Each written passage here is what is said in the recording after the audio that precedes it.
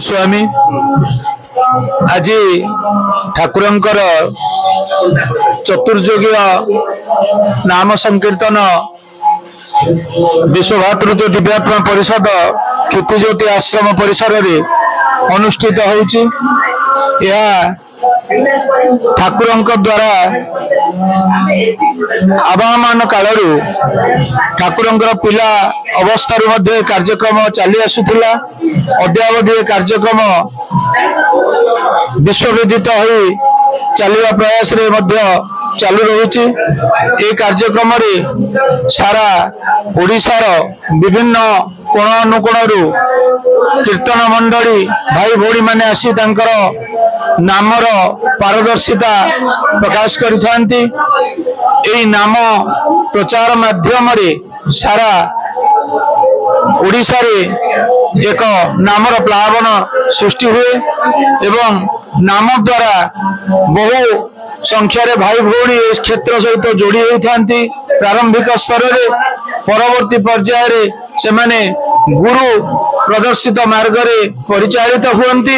तेणु एभली कार्यक्रम सारा ओडिशा रे होछि विरल कार्यक्रम। ए कार्यक्रम को ठाकुरे आरंभ करथिले एवं यह आगामी दिन में सुदूर प्रसारी निश्चित भाव रे हेबो एवं सारा विश्व रे सनातन धर्मर प्रचार प्रसार कार्यक्रम रे यह प्रमुख भूमिका ग्रहण करिवो। तेणु एभली कार्यक्रम रे बहुत साधु संत मुनि ऋषि लीलांगी लयांगी एवं विभिन्न प्रकार आध्यात्मिक प्रेमी जो माने गुप्त रे रही लीला करुचंदी सेमाने भी मध्य उपस्थित हुअन्ति। विभिन्न देवता माने भी मध्य कार्यक्रम रे शामिल हुअन्ति। आज ये कार्यक्रम केवल कटक जिलार महांगा भितर सीमित नुहे, यह सारा ओडिशार पुरपल्ली रे ये गोटे प्रमुख पर्व भाव रे परिगणित होइछि। तेणुक यह पर्व को पालन करने चैत्र पूर्णिमा ठारू आरंभ करी अधिवास पर्यंत समस्ते महासमारोह रे पालित केमिति करिवे सेति समस्ते व्यस्त। तेणु सारा ओडिशार विभिन्न जो शाखा रही केन्द्र रही एवं ग्राम मानक संयुक्त रही शाखा मानक सहित सबु ग्राम प्राय ओडिशार जेते ग्राम रही सबु जिलार सबु ब्लॉक एवं सबु अंचल लोक मैंने आज ये जोड़ी होती आध्यात्मिक परिवेश रे। यह अति सुंदर कार्यक्रम। आमे मध्य केन्दुझर जिलार आम घर होची माँ तारिणी पीठ घटगाँ। मु होची चक्रधर बेहेरा।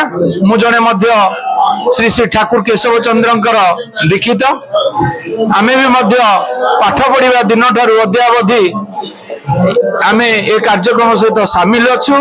यह निश्चित भाव में एक सुदूर प्रसारी कार्यक्रम। यह समस्त को आनंदित देव बोली आमे आशा प्रकट गुरु स्वाद मो अरविंद ज्योतिषी बारिपदा क्षितिज्योति आश्रम शाखार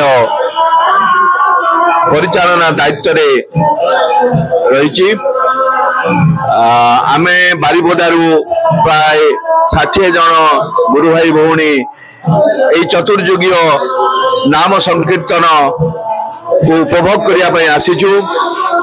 बहु दिन ठाकुर वर्तमान ठाकुर जो वर्तमान थिले से समय कार्यक्रम आरंभ होइछि। मात्र यह गुप्त रही जाइतिला। एबे यार प्रचार प्रसार होछि।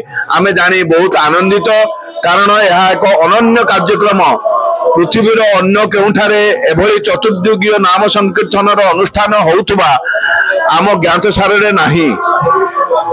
जदि होउथबो तबे तो यह एक महान कथा, किंतु आम ज्ञातसार रे एभली कार्यक्रम होबा पृथ्वीर अन्य केउठारे हमको जणा नाही। तेणु एभली एक अनन्य कार्यक्रम को प्रभु थिबा समय रे गुप्त रे रखि देइथिले एवं सारा जगत यह को जानि पारिले नाही।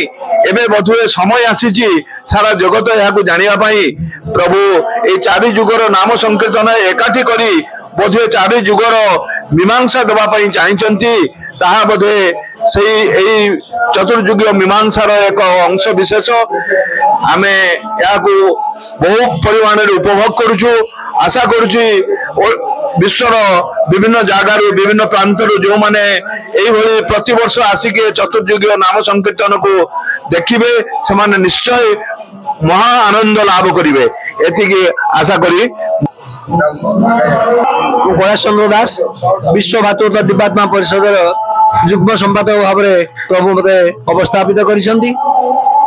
प्रभुंकर जो आदर्श रे अनुप्राणित होई मु प्रभुंकर आशीष लाभ करी तांकर शिष्यत्व ग्रहण करछि।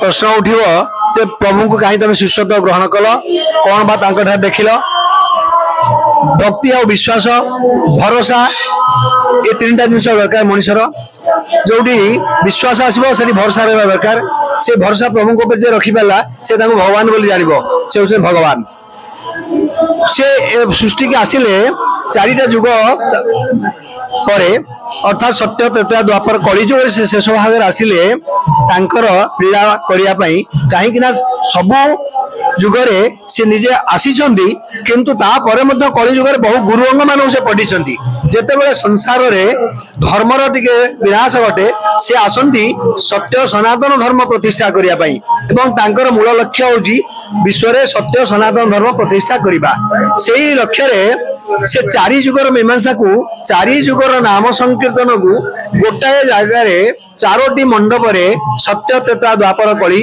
एवं चारि जुगर मंत्र रे ताको गान करी आज भक्त माने एठारे से चारि जुगर नाम संकीर्तन उत्सव पालन करुछंती। यह एक सुदूर प्रसारी कार्यक्रम कहले अचुक्त हेब नाही। भगवान इच्छा सी होचंदी अव्यक्त मंडल आसी एटी व्यक्त होइतले से तांकर स्वहस्ते लिखिचंदी मु माने तुलितल्प सज्जा त्याग करी भक्तमंडल को आसी तुम मान खाली देखा ये समय चलीगले आउ तुम मैंने पाइब ना ये नर तनु तुम्हें पाइब ना तेणु तांकर लीला को जे उपभोग करी विश्वास कर निश्चिंत पाइब।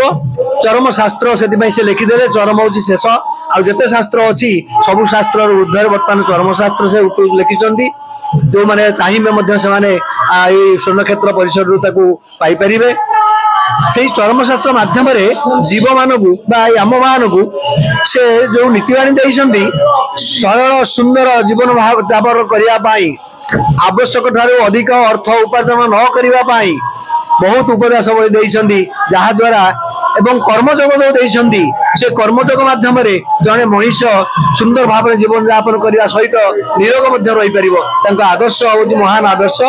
थे आसतु ये स्वर्ण क्षेत्र को मु समस्त को यही चैनल माध्यम अनुरोध करुच्ची किसी ना थे स्वर्ण क्षेत्र को आसी परिदर्शन कर जातु से जीवन सार्थक हो परिवार वर्ग को आसतु बोल आनंदी एक बार हरि बोल गुरु स्वामी।